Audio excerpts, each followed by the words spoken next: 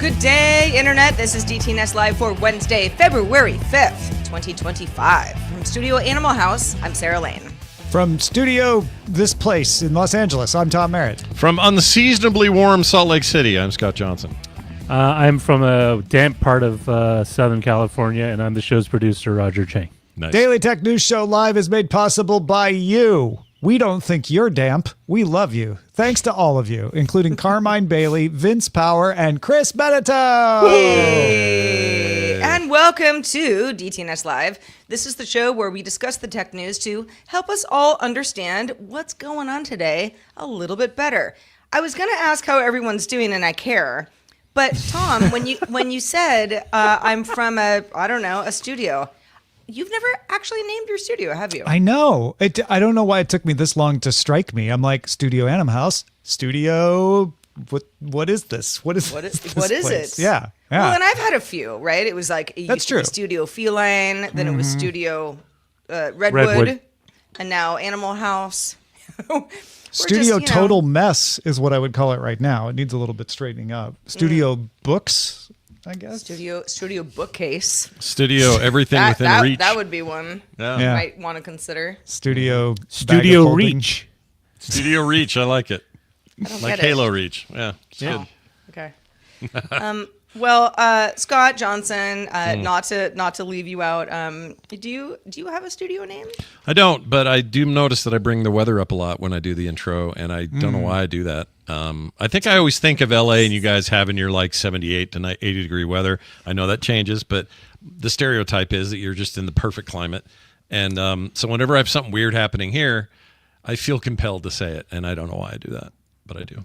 I mean, you wouldn't be the only human to be like, hey, let's talk about the weather. Mm-hmm. It's pretty popular topic of conversation. It's just being really weird here. It was like 5 degrees Fahrenheit last week, and today it's like 71 high today. It makes no sense.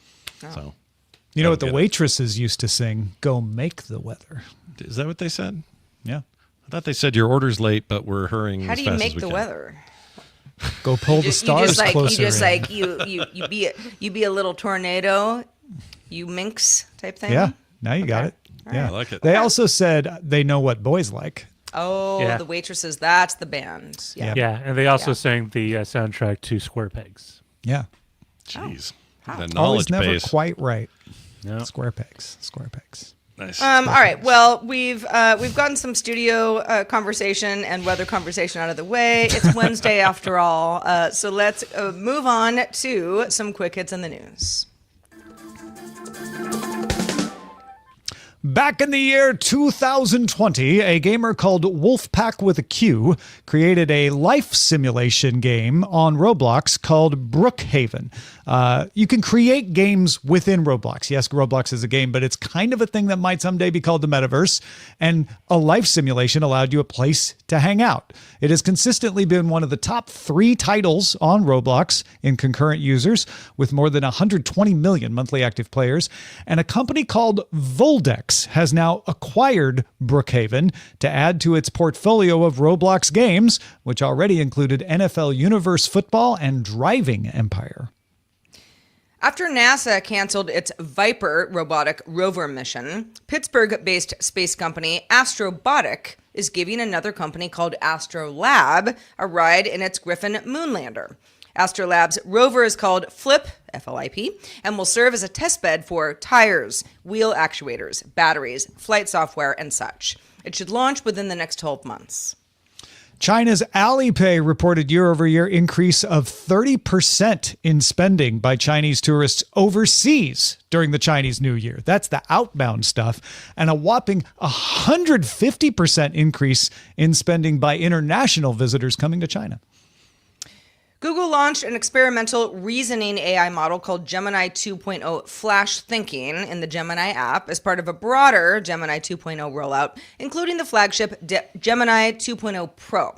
The company announced a $75 billion investment in AI for 2024, big jump from $32.3 billion in 2023. The company also announced the cost-efficient Gemini 2.0 Flash Lite and expanded developer access to Gemini 2.0 Flash through AI Studio and Vertex AI. The U.S. Postal Service, not the band, the actual Postal Service, has resumed accepting inbound mail and packages from China and Hong Kong just hours after suspending accepting inbound mail and packages from China and Hong Kong. They did not give a specific reason why the about face. We know why the suspension happened in the first place. It followed the U.S. president's 10% tariff on Chinese imports, which specifically closed what's called the de minimis trade loophole. That used to allow duty-free entry for packages under $800 from China. That was a big factor in the growth of e-commerce companies like Temu and Shein, right? They can send you that dollar spatula because they don't have to pay any tariffs and nobody has to inspect it. USPS and Customs and Border Protection are working to implement the new tariff collection measures on those kinds of packages and say they are trying to minimize delivery disruption. I'm trying to make a such great heights joke, and I don't know. Yeah, it's too much of a reach. Such great heights for the plane that brings the there you go. You got something there. The spatula to me. We'll workshop it. Yeah, it's good. Thank you. Router maker Zyxel's CPE service devices, series devices rather, are subject to two vulnerabilities discovered by Voldex in July and Gray Noise reports seen exploitation in the wild. The CPE series is several years past end of life, but network scanning shows about 1,500 of them still active on the internet. Zyxel said, quote, "We strongly recommend that users replace them with newer generation products for optimal protection." Shocker.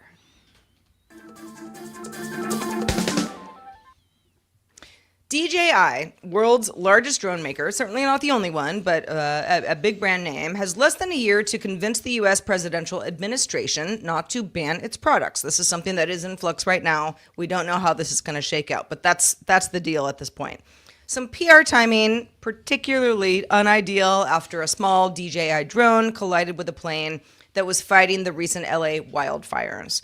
But the company announced it's no longer going to enforce the no-fly zones it designed to keep similar events from happening. And you might say, why in the heck would it do that? We've talked about this before, but DJI head of global policy Adam Welsh and public safety integration director Wayne Baker gave some takeaways that The Verge talked to them about and wrote up. So, for example, they say no-fly zones don't make drones safer necessarily, but they might make life-saving flights easier. Okay, that makes sense. DJI stands to save some money and staffing costs by eliminating no-fly zones, because these are people that are obviously tasked with dealing with these areas. DJI has a lot of convincing to do quickly if it wants to stay in the U.S. market, or if it exits the U.S. market, how it might change strategies because of that. And they say to The Verge, DJI may leave the U.S. market, but if so, we feel like we're in pretty good shape globally. Got a lot of other customers in the world. Yeah, this is an easy one to misunderstand, I think, because DJI is so dominant. Nobody thinks of other drones, but the other UAV makers out there haven't done what DJI had done. And in fact, the FAA, when it implemented its regulations, did not require other makers or any makers, including DJI, to implement prevention of flying into restricted airspace. What the FAA decided was you just need to alert people that they're headed into restricted airspace. You don't have to physically stop them from flying into that. And I think what DJI is trying to argue is if you physically restrict, we don't see the evidence that it really stops any more people than the warning. There are ways to get around that anyway if you really want to. And it might stop a drone from being used in a situation where, let's say there's an air crash and you want to get a UAV in there. You're an authorized rescue operator. If there's a restriction on that stops it from flying, it's going to be more difficult for you to do this, and this makes that easier. You may or may not buy the argument, but I think it is reasonable for them to say, look, we're following the law now. We were overdoing it before, and maybe it wasn't even a good idea to overdo it. Yeah. Do you think they have enough of a competition base the first thing that comes to my mind when I hear this story is that, all right, if they are kind of their play is to be nonchalant about it, or to say, look, we're doing all we can. I guess if we're out of I here, don't think we they're got being nonchalant. I think what they're saying is like we were overdoing it, and we actually think it's better to just comply with the law, right? It's sort of like, I don't know, if you put airbags in the in the trunk, and they're like, yeah, we probably don't need airbags in the trunk. We're only required to put them in the passenger compartment. And I'm not even saying it's like outright arrogant to say, and if none of this works out and you ban us, then we'll do fine globally, and that may be true. They are huge globally, but there is competition that will probably fill in and say space. we're gonna adhere to the well, law. wait, are you talking about the letter. safety thing or the getting restricted from the market thing? Because competition wise, all they're doing is what everyone else was doing. So it's not like someone else is doing something that is. There's no one else doing the prevent you from flying into the restricted airspace. Everybody was just complying with the law. I always thought that whole pre-restrictive thing was to kind of give the company a leg up and like, hey, we're the responsible. Exactly. It was more of a PR thing. And since this whole ban thing came up, it's like, well, what's the point? That didn't work.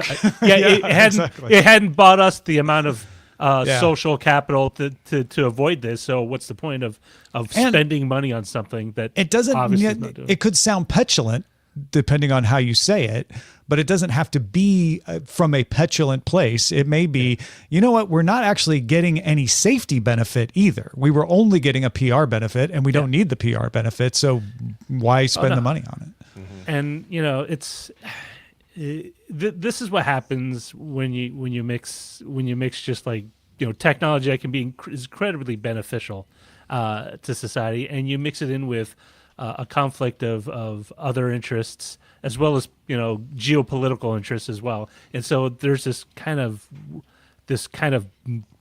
thorny mess of like, well, how do you navigate it if you're a company? How do you avoid? We're gonna play nice. We're gonna go above and beyond and show that we're responsible. We're not a malicious company. We're here just to provide a product that everyone wants and obviously is willing to pay for. I don't know. They're kind of in a rock and a hard place, honestly. So the conversation DJI had with The Verge was interesting. Some takeaways that I found, and this is coming straight from the company, quote, geofencing has been in place for more than 10 years. We're not trying to dismiss the concern. We were the first people to put a drone in a box on a shelf you could buy at Best Buy. Anybody could go to a consumer electronics shop and literally in 30 minutes be up in the sky. Regulators weren't prepared for that. That's not a ding against the regulator. That's just to say the regulation takes time to formulate. Went on to say, in the intervening 10 to 11 years, none of the regulatory agencies have chosen to mandate geofencing. It was never going to stop a bad actor from doing something wrong. You could disable the GPS. You could wrap it in tinfoil. That drone no longer knows where it is vis-a-vis the uploaded map onto the drone, and you could fly wherever you wanted to. Yeah. It's interesting because if you pull the camera out a little bit, no pun intended with drones and their cameras, it feels like this was a long time coming, a major like stumbling block for this industry, for drones and private owners of drones. Like I remember, I don't know if I was just a little freaked by the idea or what, but I remember when drones became a little more commonplace and you could go, like they say, to a Best Buy and pick one up off the shelf and take it home. I just thought, well, how quick is one of these going to fly into an airplane? Well, they have these rules, and some of them self-adhere to those rules, and everybody's trying to be a good actor in this, and so maybe it'll all work out. But I know people, and we're complicated at scale, and I just thought one day it's going to come down to something. This feels like maybe that first major something. There's lots of little things, HOAs ban them, but people still do it. And I got a guy across the street who flies us over our yard all the time. He's not supposed to, but he does. But when are we going to see something horrible and big, like the one in California that ran into when somebody gonna ram their car into your fence, and is Volvo at fault? Honestly, if DJI wasn't a Chinese company, it was a South Korean, Japanese, Brazilian, French, or something, I don't know if they would be in this position. I think they would get which position? Which is the position of potentially being banned from the. Okay, US we're talking because we keep bouncing from the safety conversation to the ban conversation. So I'm trying to keep track. And I'm just wondering, to me that seems like one of those things that literally juices the perspective on it one way more so than another. Oh yeah, no, I think you're right. The fact that they are restricting DJI and saying you prove you're not a safety risk or a security risk, not a safety, security risk, is because they come from China. I mean, that's in the law. It's like you're a Chinese company. We're not sure that you aren't a security threat because of that. Prove you're not. But that's different than the safety conversation. But I don't think they removed this safety thing because they are trying to get back at the U.S. or something for that. Oh, no. I think what Scott said is pretty much right on, is they realized that the PR, or maybe it was you that said it, Roger. Yeah, actually. I said, the benefit, the perceived benefit they thought of having it, what disappeared around December. It didn't work. Yeah. So, yeah. Many people thought that Sonos's revamped app did not work last year. But Sonos has also been rumored to have some sort of a streaming TV device coming, and there are some new rumors, Tom, that this might happen this year. Yeah, the Verge's all over the place today, reporting that they got their hands on a planned Sonos streaming TV device. They think it might be sold anywhere between $200 and $400, which would make it the most expensive streaming TV box on the market. The Verge says it's a black box, slightly thicker than a deck of cards, running Android, with a beautiful interface designed by Sonos, supports Sonos voice control, and it would be an HDMI switcher. That would be a positive for me, is like, oh, I don't have to have an HDMI switcher and this device. I could have it be the HDMI switcher. That's one less input that I have to worry about. Of course, it would work with Sonos speakers for surround sound. But it brings up the question, okay, we've got Android TV, Google TV, NVIDIA Shield, Roku, everything built into smart TVs. Now Sonos is getting into the market as well. And frankly, there's some nice things they're doing, like the HDMI switcher and the Sonos speaker integration, but otherwise it's just going to run Android apps like everybody else. What are we using for our TV, and what do we want to be using for our TV? Do we need another entrant into this marketplace? I mean, I guess other than competition is always good, right? But what kind of innovations should we see from these things? Well, it's interesting. He left out. I'll just throw this out quick before I forget. But you left out a couple of key partners in this, or players in this, and that would be game consoles. And so a lot of people thought the game consoles would be the ones that would win this particular living room space war, because they not only did all these streaming apps and also local playing of physical media, Blu-rays and so on, but they also played video games, and they would therefore become the ubiquitous choice. But I think that was wrong. I think that they're too expensive. I think that others have proven that you can get these boxes well under an affordable price. You can buy a thing like this for like $30-$40, get a great little Roku device, and you're on your way. And it's no worse or no better than any other device. Like it kind of feels like nobody's got a huge advantage anymore. So I'm not so sure the game thing worked out, and I'm not so sure. Well, I know for sure that Apple's premium price on the Apple TV device, which is now cheaper, it's now a lot less than it used to be. But when those things debuted, they were kind of outrageous. I'd argue they're still kind of outrageous for what they provide. And Sonos coming in at a pretty high price point, I think, is them playing off of their known Premium. Quantity as a fancy company that does really nice stuff, and the sound and all that. Like they're going to play. They're playing off their that. reputation as a company that can't make apps very well, but are very beautiful, very well designed. I mean, great hardware. The thing with Sonos is, and I'm a Sonos fan. I've had Sonos speakers, several generations of them. My Sonos ones are still rocking in my living room and my bedroom. I use Amazon's Assistant. Although I have other options, but through the speaker. But I've had this conversation lately with some folks who, because I have friends who are like, Sarah, you know about audio. What kind of smart speaker should I buy? I'm like, well, here's what I got, but I don't really know how much I recommend Sonos, unless you you're just a Sonos faithful person, which I consider myself to be. I'm kind of riding it out with the company right now. I'm very interested in what they might have going on with the streaming TV box, even though I'm not in the market for one. I use WebOS on my living room TV. It's built into my LG TV. I've got an Apple TV in the bedroom, so I'm fine. I don't feel like I need a solution to a problem that I don't have right now. And I think Sonos for a while it was like, it's like buying, I don't know, Bose headphones. Yes. Are they very, the very, best very much. headphones? Yeah, Right. there you go. Not really anymore. Arguably not, They're but- in the running, right? But they were expensive, and they were like you really sprung for something Yeah, cool they've got the back in the day. panache. Yeah, exactly. And Sonos had that same feeling of like, it's kind of like Apple product type thing, which is I think probably why rumors just have never stopped about Apple potentially buying Sonos, which doesn't seem like.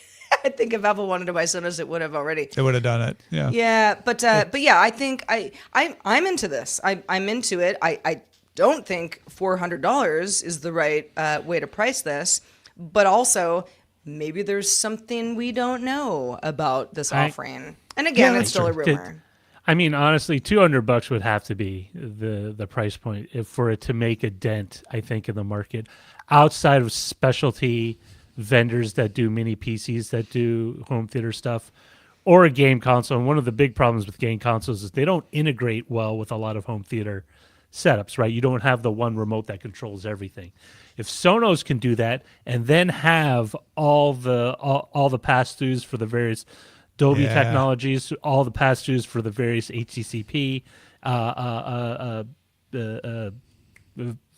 versions, like where you can do everything and not have to think about it and it all just works, they might be in a good position. One of the benefits of the Shield TV until recently was they would just constantly do updates. There were always feature updates that would add either an improved feature or they would give you a new feature. So like 4K upscaling was a big one that they did 4 or 5 years ago. And that made a product that essentially was a very expensive, like $200, $250 for a streaming box. It feel like it was worth it. Like, man, I bought it, but I feel like I'm getting my money's worth, and Sonos needs to do that. And I mean, based on they tried.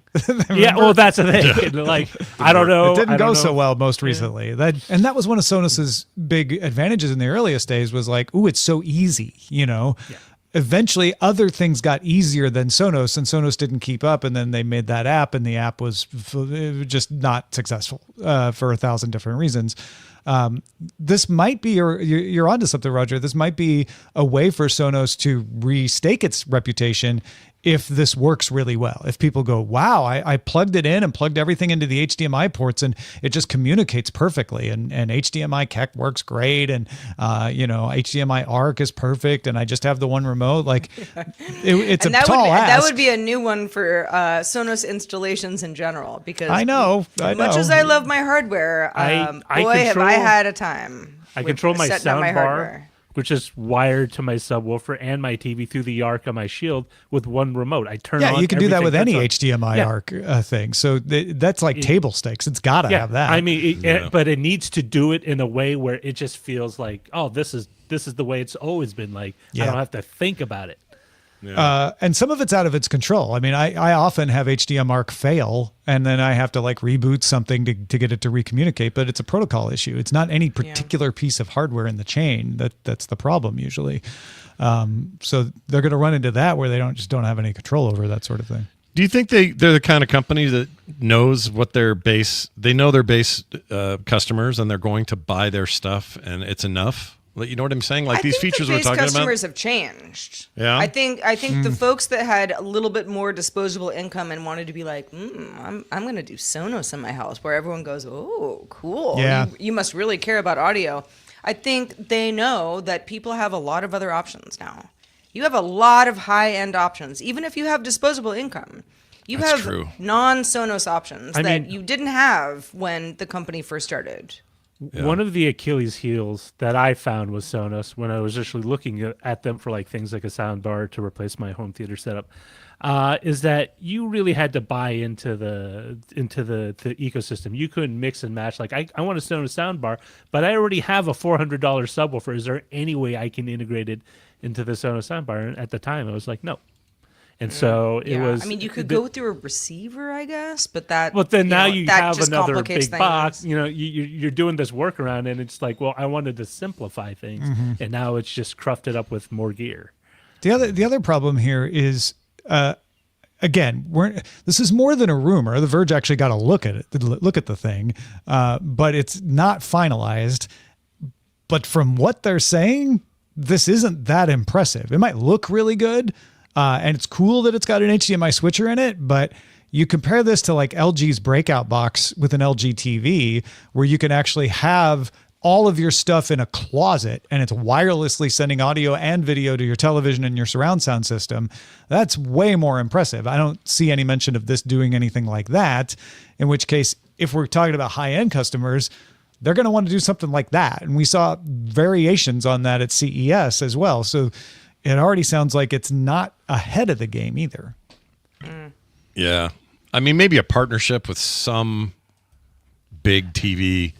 I just don't know. I don't know how you make it more attractive, because on the face of it, like if you came to me and said, hey, they're doing these for $250 and that's it, that's the high end, I'd go, oh, I might dip my toe into Sonos for the first time. It's not bad. Really? Because that's like $100 more than the Apple TV, I know, which is already the expensive one. But that's my point, is it seems like I recognize Sonos and the name. Yeah, okay. I see it and go, okay, that's a higher end thing. You're telling me that's not $500? They're going to be closer to the bone, like on the price and it stuff. needs to Well, be and open again, enough. like this. Okay, so the streaming TV device that The Verge saw, which is slightly thicker than a deck of cards. Okay, so small, right? It's hockey puck size. Maybe less square, but it's like, unless you like are proudly displaying this on the media console under your TV, it's like, what, that the cachet of this doesn't. I don't think it matters to a lot of people. The device itself isn't the pretty part. It sounds like. If it's the software will be key, and if I don't know if it's fully open to various apps, but I mean, I point to the Shield TV. It's like. Yeah. Everything on Google Play that works on Android TV works on the Shield. Like everything. Well, folks, if you have thoughts about this, you just want to share your setup, or you're like, I've figured it out, the best streaming setup is this, let us know on social networks. We are at DTNS Show in all the places, on X, on Instagram, on Threads, on Blue Sky, on Mastodon. DTNS Show, 2 S's, DTNS, and the word show. If you want our video, we're on TikTok and YouTube as Daily Tech News Show.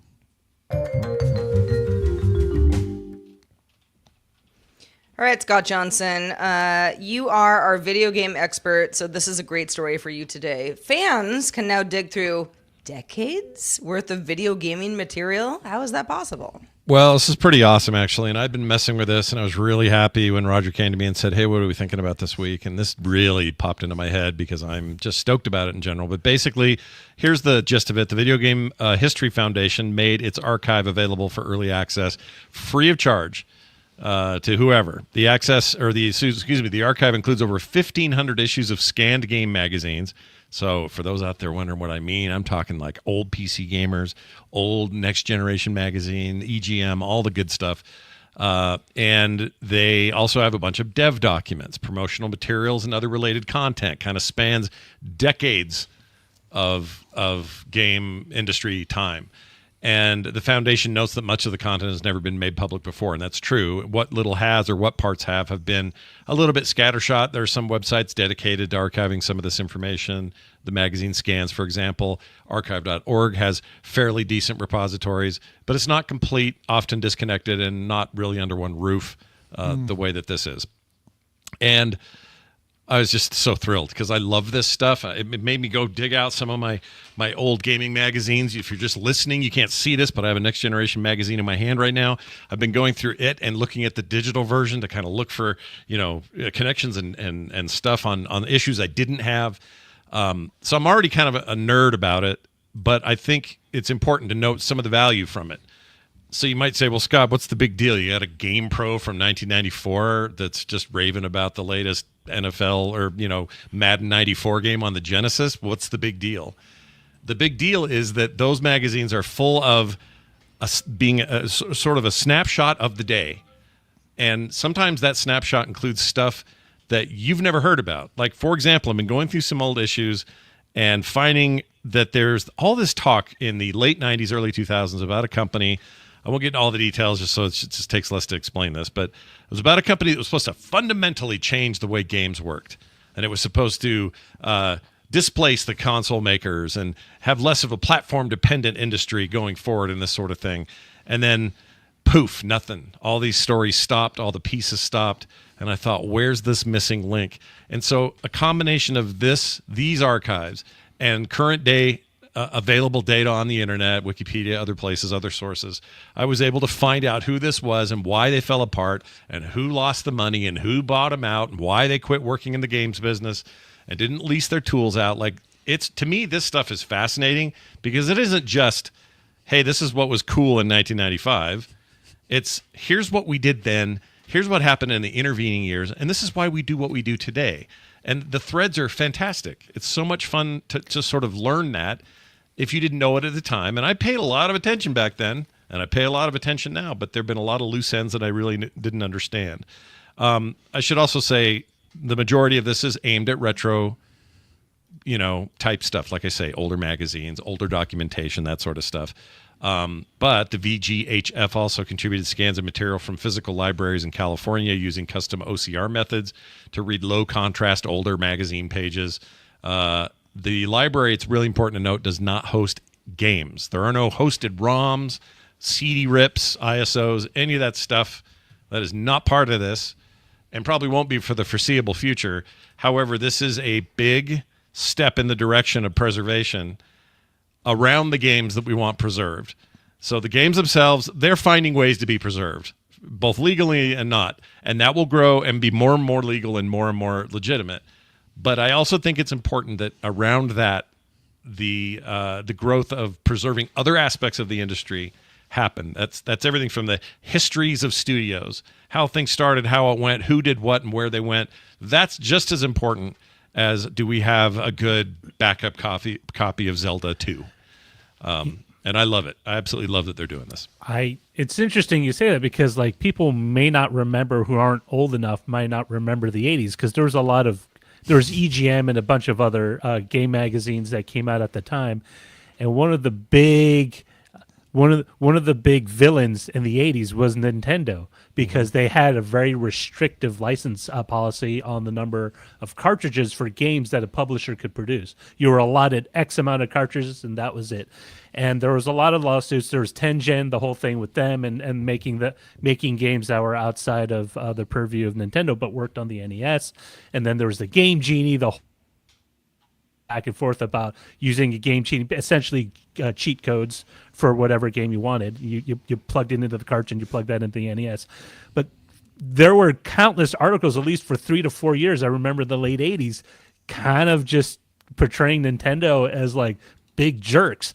They wouldn't let game developers publish more games to meet demand. They were restrictive on if you could repair your actual NES, and there were a bunch of things. And it's funny because when we look at when we look at Nintendo today, we kind of look at it as a gamer friendly, a very happy-go-lucky company. As long as you're not trying to stream one of their games. Sure. Yeah. Well, yeah, but I mean, it was definitely when they were top dog, they definitely threw their weight around, and it showed in a lot of these gaming magazines.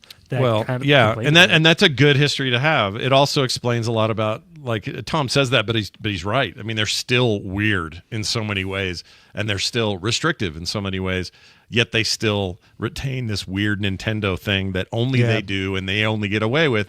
And that context matters, I think, if you're interested in the history of the industry. Nintendo just being one example of this, but being able to go back and get to this stuff with ease and openness is key. And I don't think any publishers, defunct or otherwise, are all sitting around going, we should be getting more money for that EGM issue 42. Those days are gone. They're done. It's now a record. It's like going to the old libraries and looking at microfiche or whatever. It's a lot like that. Nobody's out to buy the latest version of, whatever, PlayStation 1 and even games. if they were, having access for research purposes and historical purposes is legitimate. Like that's Agreed. why the Library of Congress in the United States exists. That's why fair use and fair dealing laws around the world exist, is that you should have the right to review information and use it for academic and research purposes and for education. And video game stuff shouldn't be any exception to that. I mean, we're talking a lot about magazines here, and you'd be forgiven for thinking like, oh, okay, it's just a bunch of scans of magazines, but there's also event guides and gaming ephemera, like thank you cards from, people who bought stuff early, and promotional materials and all kinds of things that can really give you a deeper understanding of what was the situation around the launch of these games, who was launching them, who was talking about them, what were they saying to the press. And that's, maybe you don't care about the history, and that's fine. But for those who do, this is important stuff. Yeah, there's like layouts of CESs before E3. Yeah. And where people were located and what that booth was and why they located it. Like very obscure stuff. But I also think just generally in the overarching technology enthusiast world, this should be of interest to them, not just because cool game magazines are scanned, but because a lot of this is tracking technology. And games have always pushed certain techs forward. It's always pushed graphics and sound. And, a lot of times it's the front running point of all contact for these kinds of techs. That is of interest to everybody across everything. So having it available like that to people who want to understand it, learn it, research it, I mean, I just think this is a huge step forward. I'm stoked. I will add, it actually provides a snapshot of the society as a whole, because a lot of these games that came out were very indicative of what was popular, right? The movies at the time, the type of themes that were like alien invasion was big in the 80s. So you had a lot of aliens coming down to Earth and you had to stop them. What's interesting, though, is also the way things were packaged and marketed. Back in the 80s, a lot of games, especially PC and computer games, for example, Infocom, came with a lot of additional content besides just the instruction manual. Infocom was famous for including what they called feelies. They were little objects from the game that you could hold. I have a Zork mid from Zork 1.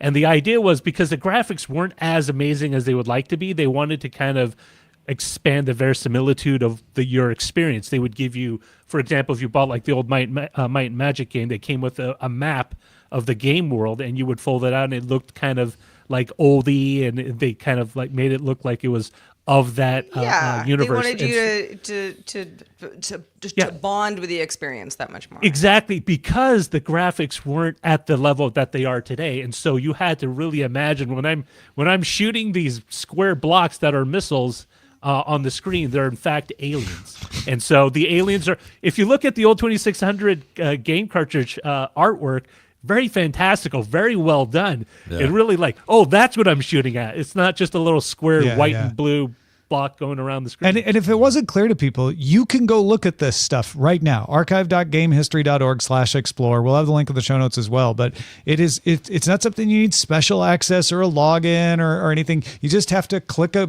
permission screen that says, yes, I'm doing this for research purposes. I'm doing this because I'm interested and want to learn about it. And it's all there. It's all there for you to access really easily. You have to visit the place, although you can. You can see a lot of it online. This is great. Yep. Agreed. Well, Roger, we've been talking quite a bit lately about AI, obviously, because what else is going on in the world? Just kidding. There's a lot of other things going on. But Google has made some changes to its ethic guidelines around AI use. So what's the latest?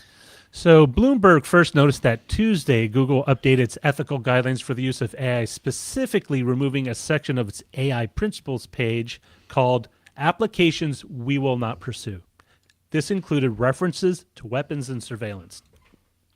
Now, a new section of the AI principles reads that Google will, quote, mitigate unintended or harmful outcomes and avoid unfair bias and align with, quote, widely accepted principles of international law and human rights, end quote. Now, the company introduced the 4 applications we will not pursue with AI development back in 2018. On the list was weapons, surveillance, technologies that, quote, cause or are likely to cause overall harm, and use cases contravening principles of international law and human rights. Now, some of those stayed in a manner, but the weapons and surveillance are the two big ones that are missing. And in a blog post by Demi Hassabis, and CEO and co-founder of Google DeepMind, and James Manyika, Senior VP of Research Labs, Technology and Society, stated that the change was due to the shift of AI just being a niche research project within the company into a general purpose technology and a product. In many cases, it kind of reminds me when a lot of people were talking about the fact that Google removed the unofficial motto "Don't be evil." That was part of its corporate code of conduct in 2000. Although it just removed it from the heading of the conduct. Although that still remained in the last sentence about. So "Don't be evil" is still in there. It's just not in there twice. It used to be at the beginning and the end. Now it's at the end. Yeah. Yeah. And what I note is like a lot of the way AI technology has developed so quickly, much of it's dual use, right? The stuff that you use for surveilling your property, making sure that you don't have someone trying to break in, can also be used to just track everyday people around your street. A lot of the technologies, for example, DJ with the drones, dual use. You could use it to take camera shots of your neighborhood, look at down power lines in the event of a natural disaster. But as we've seen in the Ukraine conflict in the Middle East, it can also be used as a weapon, either carrying explosives or detailing movements of adversarial forces.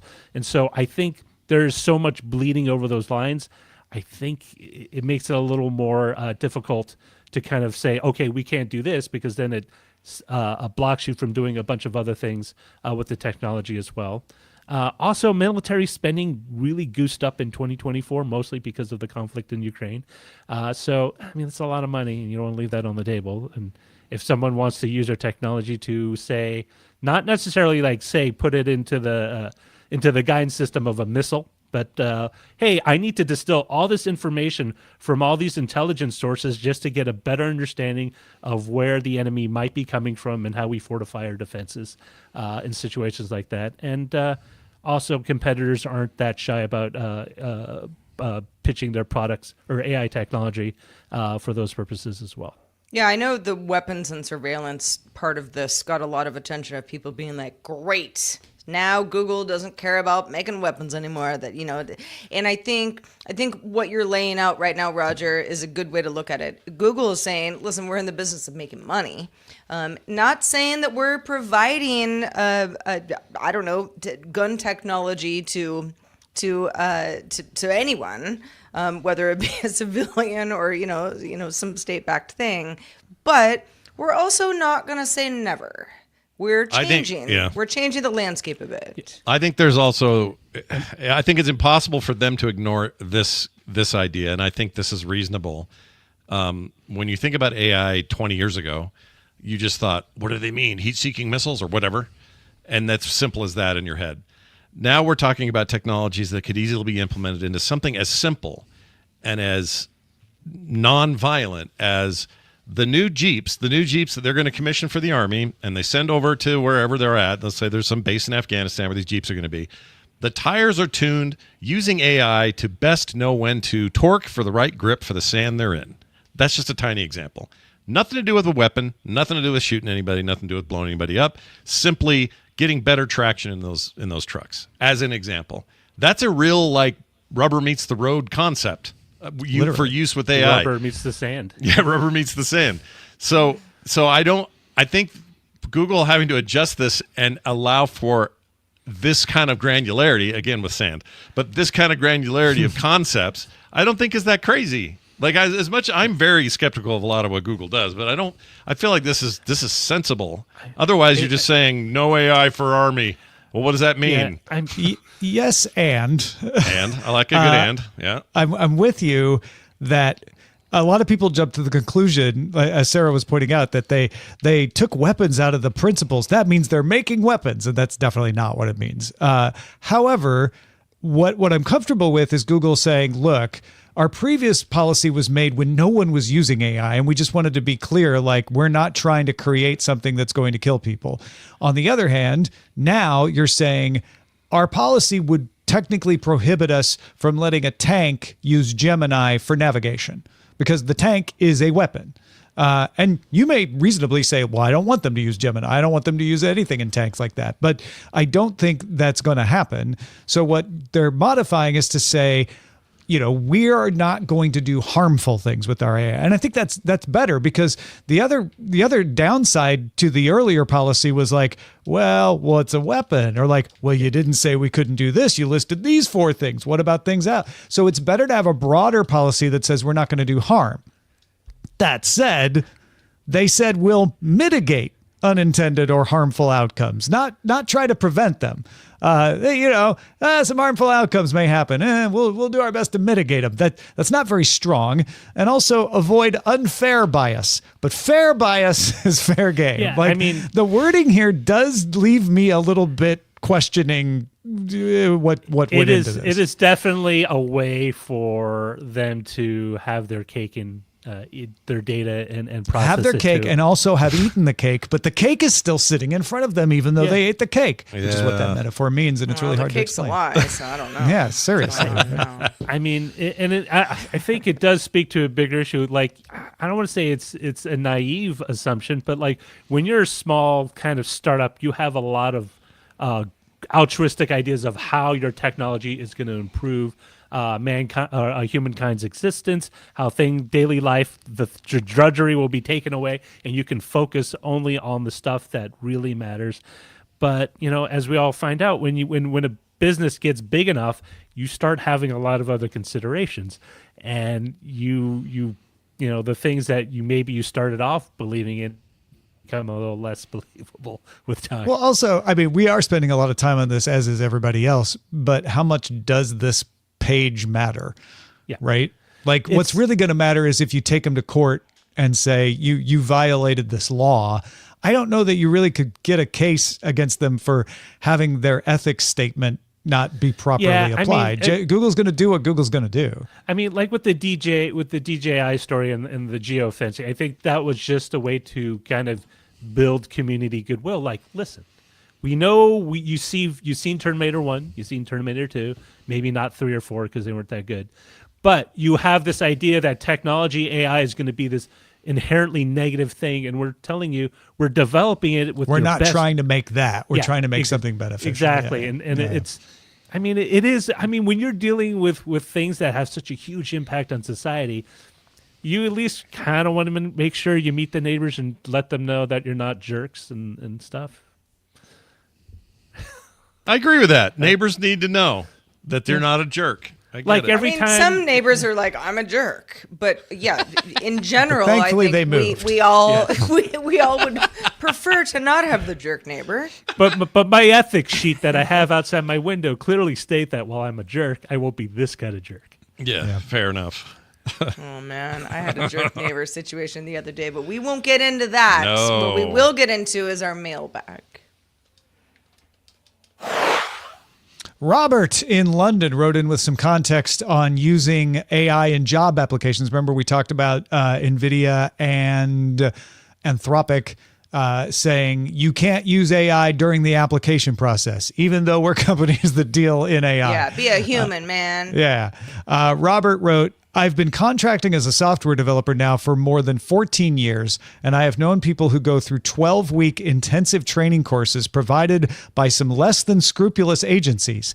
And when these people do phone interviews, they will have a more experienced coder either in the room with them or on another laptop using digital whiteboards to provide the answers for them. The agency would then bill this very junior person as a senior developer. So this type of behavior has existed long before AI. Fake it till you make it, I believe is the term. Yeah, you're not allowed to do that either. Right. No. Maybe that's the point to resolve all this, because there were some really good points made in our discussion about, like, sometimes it's helpful. Nika was saying, being able to show that you can properly use these tools is important too. Maybe the prohibition should be against cheating. The prohibition should not be against using the tool. Yeah. Yeah, I almost wonder if the next gen of, a job interview for a position like this is like, all right, see if you can trip us up, see if we can trip you up. because these are tools. They're tools. You can use them to cheat, but you can also use them to do really good work. Yeah. Indeed. And good stuff. Thank you so much for sharing your expertise with us, Robert. Appreciate that. Indeed. And thanks to everybody who gives us good feedback all the time. Keep it coming. Feedback at dailytechnewsshow.com.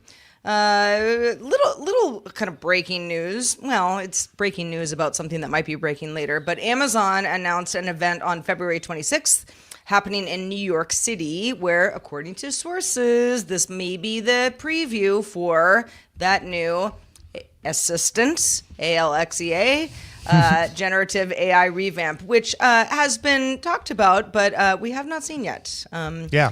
As an Amazon Assistant user, I am excited to see more. Panos Panay, the former Microsoft guy who's now head of Amazon devices, is going to be the person hosting this. So it's kind of clear, like, I don't think he's going to be showing us a new Fire tablet. I think this is going to be the assistant. So finally, we'll figure out how much they're going to charge us to use a working version of the voice assistant. What if We're it's just probably going to get a lot of talk about this before the 26th, and we'll certainly cover it on the 26th. But yes, you heard it here first. What if it's just Gen 2 of that dumb fashion device they got rid of already? And they're like, you know what? We know we can't. What if it's something I know dumb you guys like that? wanted the new assistant, but check it out. This is a whole closet. You can I would really worry. I would try on anything in the Amazon store. I would legit worry about Amazon and their future in devices if that happened. So probably won't. Yeah. I mean, since we talked about Sonos earlier in the show and Amazon just now, what I mentioned, I have two Sonos ones, so they're not like the newest speakers, but they work great. And the one in my bedroom just kind of went kaput for a while, and I was like, I don't know, I'll just like deal with this someday because I don't really use it in there. But the one in my living room I use a lot because I'm using it to not only get information but control my smart lights. And then that one went kaput yesterday, and I was like, what is happening in the world? Turns out a power cycle, mends fences. So just a reminder that sometimes unplugging and then plugging back in 30 seconds later actually does work. Yeah, absolutely. Yeah. It's like let's try this real check quick. all the boxes. I don't know if you'll be able to hear it, but what's happening on February 26th in New York? Let's see if she answers. I'm not aware of any such particular. Not aware of anything. Yeah. I don't know what. Well, no one's going to tell her because she's about to get her job lost for a new one. Reuters that's right. didn't tell her. Yeah. Yeah, I didn't mean anything. There's nothing happening February 26th. Don't worry about it. It's fine. Maybe it can do a job interview and see if it can use itself. It's prohibited from using it itself. Poor thing. Well, Scott Johnson, when you're not on this show, February 26th or otherwise, what do you got cooking these days? Lots of this stuff. If all this game talk got you like stoked for more game talk, I got great news for everybody. I do a little show on Thursdays called Core, and I do it with a couple of buddies of mine, and we talk about everything in the video game business from the top all the way down to what we are playing. So if any of that sounds interesting, want to talk more about game preservation this week, all sorts of cool stuff, check it out at frogpants.com/core or wherever you get your shows. Now, while we are doing the show, people are submitting titles for the show. Many of them are hilarious. We have a great group of people in our chat, both on Twitch, YouTube, and Discord, coming up with stuff. If you're watching live, you can go to dtns.showbot.tv anytime during the show to vote on the things that people have submitted. Submit something of your own. The top vote getter right now is from GPEG84. GPEG has a long track record of amazing titles, and today he's leading with The China Factor of DJI Hangs in the Air. Oh, that's pretty good. Like a hovering quadcopter. Like three angles to that. Very good. Yeah. Yeah. Zoe's always good at capturing something one of us says that sounds funny as a title. She submitted Sticking Scott's Toe into Sonos. That's pretty good. Don't do it, Yes, though. yes. Don't do Scott it. says, give me my toe back. Yuck. Badfig 2001, who is Seamus, not Sean, as I said yesterday for some stupid reason, said sus studio.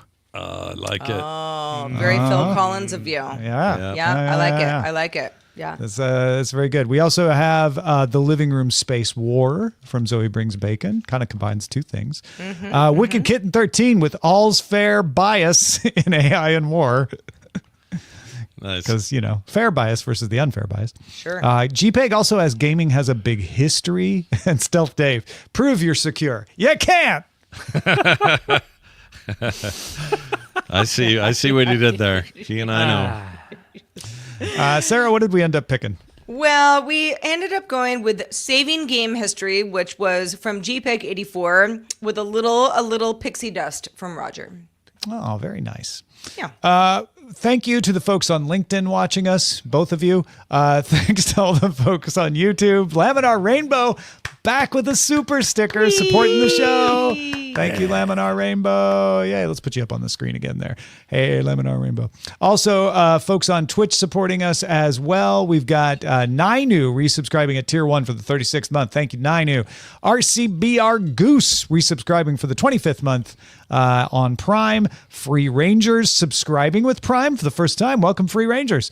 Firelighter 70 for the 23rd month. Zoe Brings Bacon with some bits. Paley Glendale giving out some subscription gifts. Thank you, Paley Glendale. Technomensch with some gifts, with some bits. Thank you for that. Fourth Burke gave us a follow, and the Pack NW Fall Star gifted us 1 month tiers, or gifted a 1 month tier subscription to For the Burke. Oh, very nice, very generous. Oh man! Thank you, everybody. Yeah.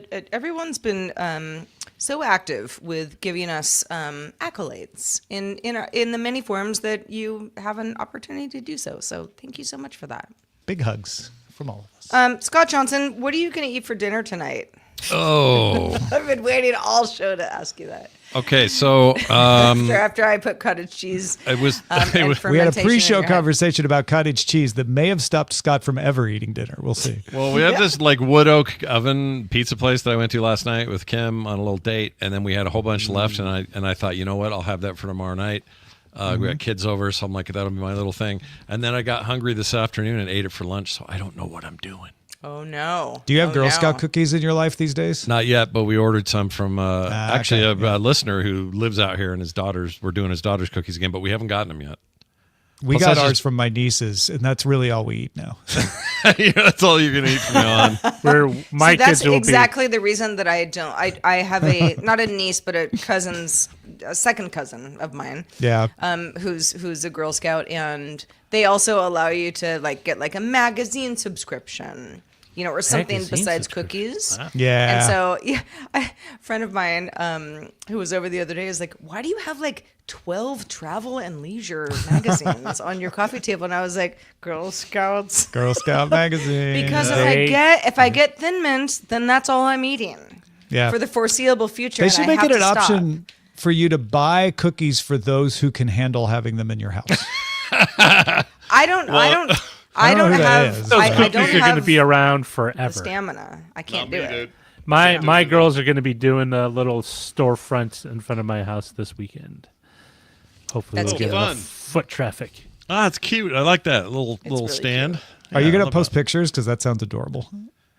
Yeah, it sounds adorable. I want you behind a car. I want you You gotta sitting love behind Roger. a thing. Yeah, you think it sounds adorable now. Yeah. Well, it's better in your imagination, Let me Tom. tell you, don't when Yeah, all it's the like a lemonade spills stand. all over the It's yard. like, yeah, it sounds really cool, and then you got to deal with the wasps and then the errant. Yeah. Ooh, It's going to be Nainu good. says- It's going to be good. Yeah. Nainu says you can send cookies to U.S. troops.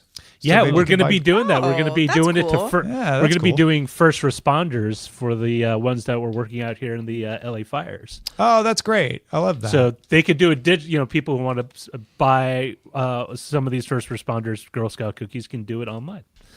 Russell will also take delivery of any unwanted cookies, he says. Thanks. From LinkedIn, by the Thanks, way. Russell. So thank you, Russell. LinkedIn, the home See? of refugee Our cookies. LinkedIn community is very dialed Only in growing. and knows what Only they growing. want. Exactly. Thank you, Russell. Speaking of what you might want, if you want to hear more about how data sets help shape the world, you should listen to Behind the Data. This is hosted by data scientist and friend of the show, Andrea Jones-Roy. The show examines what data sets say about what's happening in our world, what's happening in politics, what's happening in health, and more importantly, why. The first season finished last year. Season 2 currently in production and starting soon. Get on board. Get ready at BehindTheDataShow.com. Yeah, it's not like you'll be left out from the plot if you don't listen to season 1, but there's really good information in season 1. Like if you haven't listened to these episodes, they're great. Yeah, it's can't say enough about Andrea. I know she works really hard, and we love to be able to plug a show that we care about a lot. Our show, we also care about because we're here. You can watch us live Monday through Friday at 4 p.m. Eastern. That is 2100 UTC. And you can find out more at dailytechnewsshow.com/live. We're back doing it all again tomorrow. Hope to see you then. The DTNS family of podcasts, helping each other understand. Diamond Club hopes you have enjoyed this program.